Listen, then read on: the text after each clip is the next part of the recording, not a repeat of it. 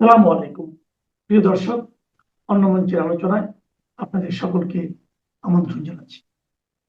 আজ আমাদের সঙ্গে অতিথি হিসেবে আছেন অনেক ঢাক ঢোল পিটিয়ে মিডিয়ায় নিউজ করে মরিশাস যাবার পথে ট্রানজিটে দুদিন কাটালেন বাংলাদেশের পররাষ্ট্রমন্ত্রী ডক্টর খলিলুর রহমান এবং তার সাথে ছিলেন পররাষ্ট্র উপদেষ্টা মিস্টার হুমায়ুন কবির।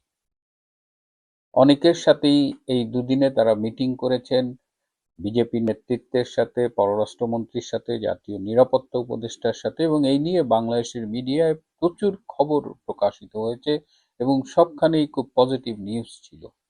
আসলে কি হয়েছিল আজকে সেই বিষয় নিয়েই আপনাদের সাথে আলোচনা করব। শেষ পর্যন্ত সাথে থাকবেন আশা করি।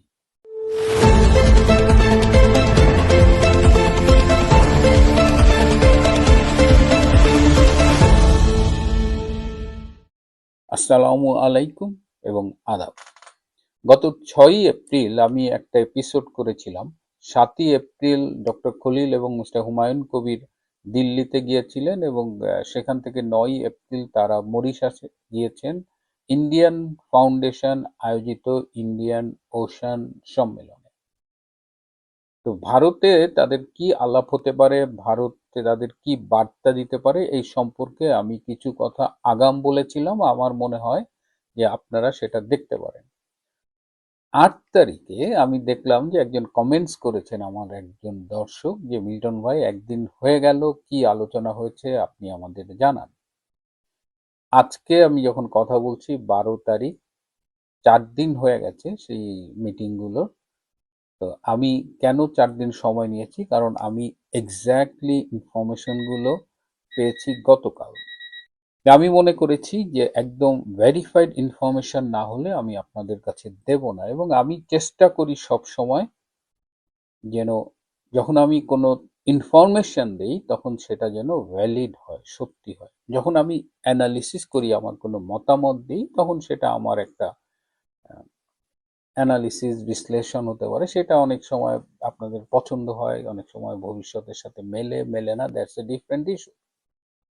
কিন্তু এই গত 3-4 দিন ধরে আমি বাংলাদেশের মিডিয়ায় এবং আমাদের সামাজিক যোগাযোগ মাধ্যমে অনেকের কাছে যেভাবে শুনলাম, এবং গতকাল মধ্যরাতে, আমার অস্ট্রেলিয়ান সময় প্রায় রাত 1:30, তখন আমি যখন একদম ফার্স্ট হ্যান্ড ইনফরমেশন গুলো পেলাম, তখন দেখলাম যে এ যাবৎ প্রচারিত তথ্যের অধিকাংশই সত্য না।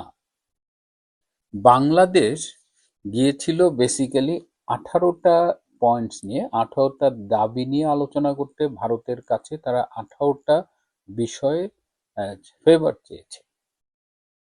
আর ইন রিটার্ন আপনারা জানেন যে ভারতের সাথে 10টি পয়েন্টে মুচলেখা দিয়ে তারেক রহমান বাংলাদেশে এসেছে এবং নির্বাচনে জয়লাভ করে প্রধানমন্ত্রী হয়েছে। সুতরাং এখানে দুই পক্ষেরই কিছু গিভ অ্যান্ড টেকের বিষয় ছিল।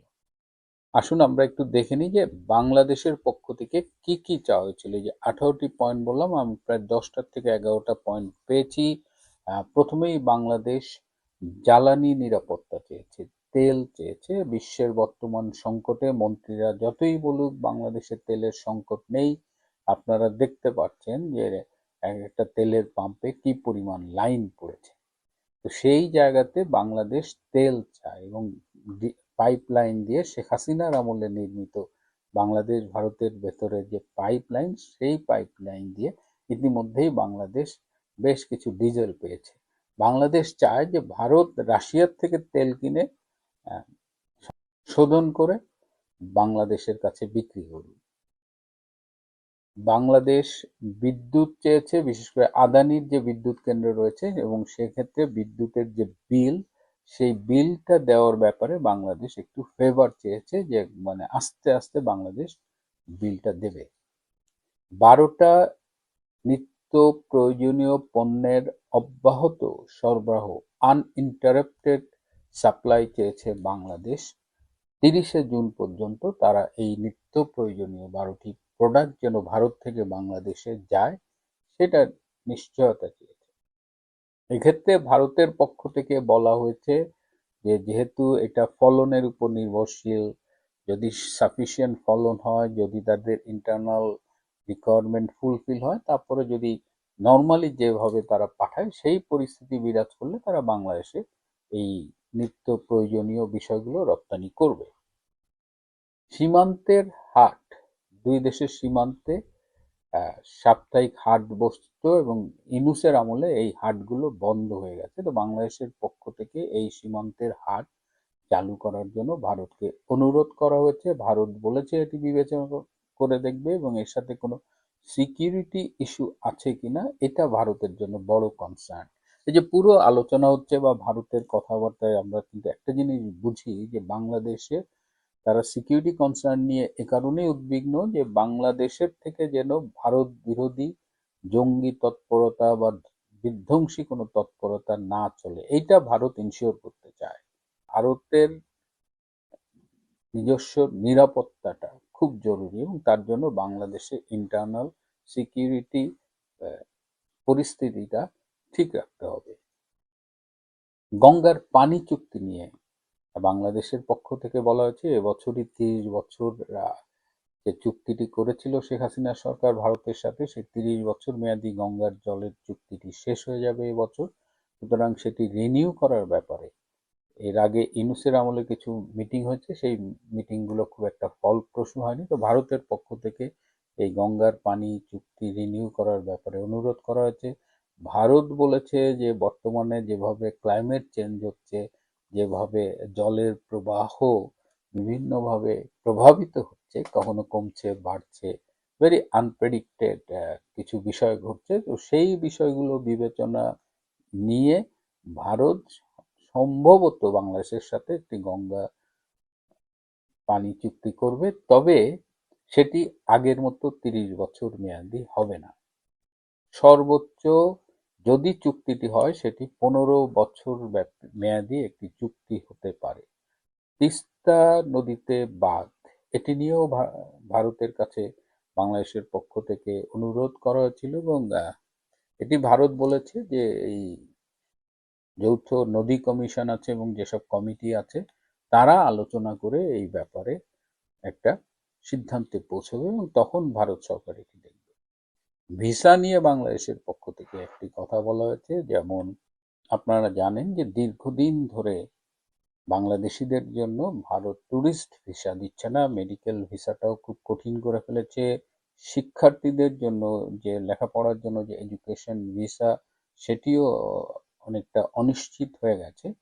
তো সেই জায়গায় ভারত বলেছে যে মেডিকেল ভিসা এবং বিজনেস ভিসাটা তারা আগের চাইতে একটু বাড়াবে, কিন্তু এই মুহূর্তে ট্যুরিস্ট ভিসা ওপেন করা ভারতের পক্ষে সম্ভব নয়, কারণ সেই সিকিউরিটি কনসার্ন ভারতকে তার আগে নিশ্চিত হতে হবে যে বাংলাদেশের সিকিউরিটি এনভায়রনমেন্ট ভালো।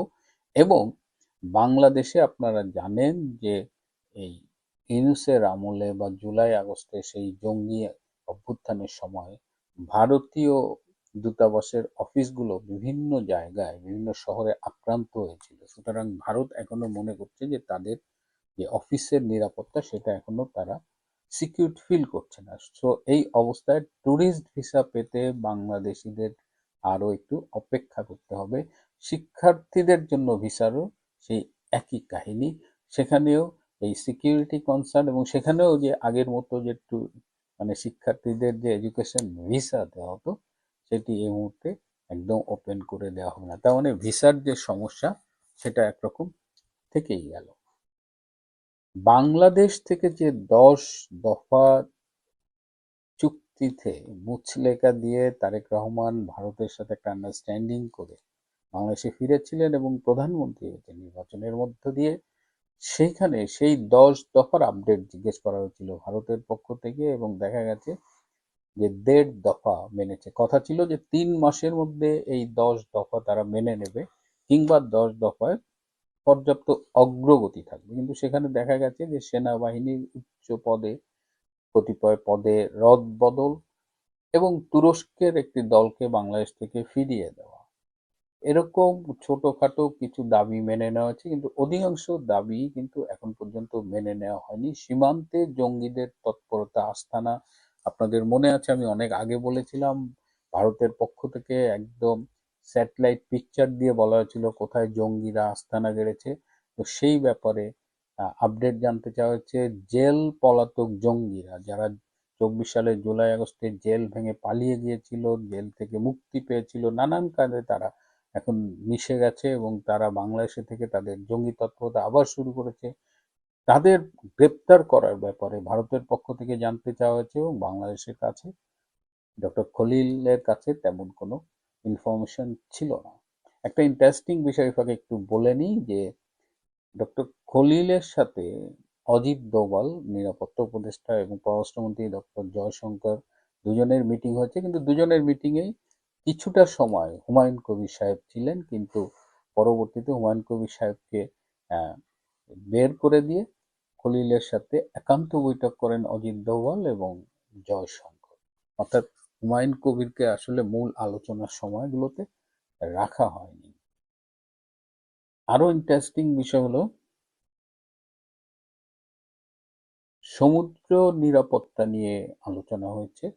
তো সেটা তো এই যে মরিশাসে যে যাচ্ছে ইন্ডিয়ান ফাউন্ডেশন কর্তৃক আয়োজিত যে ইন্ডিয়ান ওশান কনফারেন্স হচ্ছে, যেখানে বাংলাদেশ যাচ্ছে, এই ইন্ডিয়ান ফাউন্ডেশনটা কিন্তু বিজেপির এক্স জেনারেল সেক্রেটারি রাম মাধবে, তিনি এই অর্গানাইজেশনের প্রেসিডেন্ট এবং এটা একটা থিঙ্ক ট্যাঙ্ক লাইক অর্গানাইজেশন। তারা সিকিউরিটি অ্যানালিসিস করে এবং খুব প্রভাবশালী একটা অর্গানাইজেশন।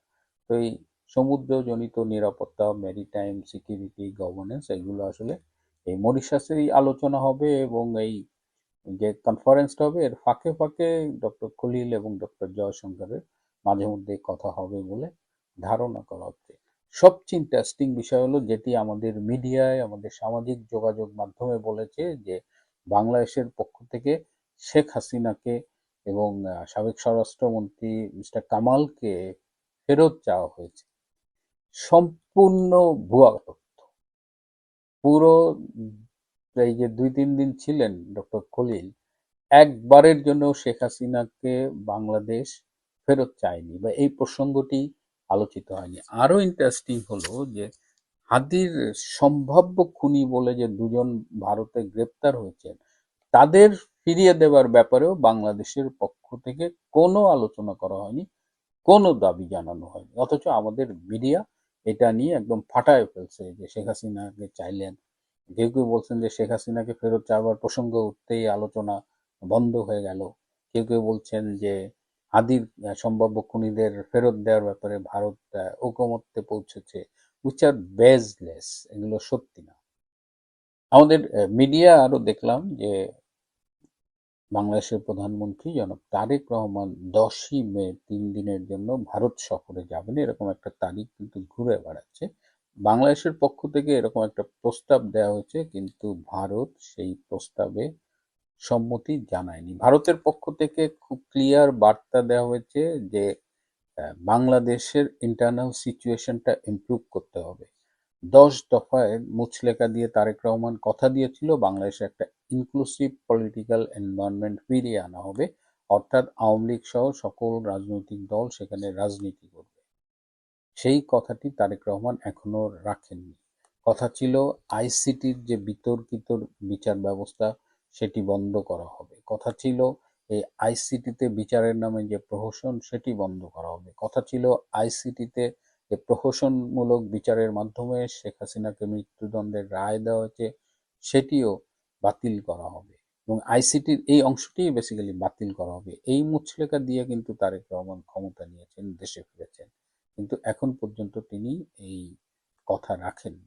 যদিও বাংলাদেশের পক্ষ থেকে বলা হয়েছে যে তারেক রহমানের আরো কিছুদিন সময় দরকার। এই মুহূর্তে তারেক রহমান যদি এই কাজগুলো করেন তাহলে হয়তো বিরোধী দল বর্তমানে যারা আছে বাংলাদেশে তারা হয়তো পরিস্থিতি ঘোলা করার একটা চেষ্টা করবে। যাই হোক, ওভারঅল যেটা বলতে চাই যে এই যে একটা সফর হলো, যেটা বাংলাদেশের পররাষ্ট্র মন্ত্রণালয় থেকে বিশাল বিবৃতি দিয়ে এই সফরের নানান প্রাপ্তির কথা বলা হচ্ছে, অথচ ভারতের পক্ষ থেকে দেখেন 4-5 লাইনের একটা বিবৃতি এবং সেখানে কোনো কিছু, কোনো নিশ্চয়তা নাই, কোনো সিদ্ধান্ত হয়নি। আমি একদম দায়িত্ব নিয়ে বলছি এবং আমি বলছি যে আমার ইনফরমেশন সোর্স কিন্তু ফার্স্ট হ্যান্ড। আমি দ্বিতীয় তৃতীয় কারো কাছ থেকে শুনিনি, কারো কাছ থেকে অনুমান নির্ভর কোনো তথ্য নেইনি। আমি একদম ওই মিটিংগুলোতে পার্টিসিপেট করেছে তাদের একজনের কাছ থেকেই এই তথ্যগুলো পেয়েছি। বাংলাদেশ মূলত বলা যায় যে শূন্য হাতে এই সফর থেকে ফিরল। প্রিয় বন্ধুরা, আজ এ পর্যন্তই। ভালো থাকবেন, সুস্থ থাকবেন, তার চেয়েও জরুরি হলো নিরাপদে থাকবেন। সবাইকে অনেক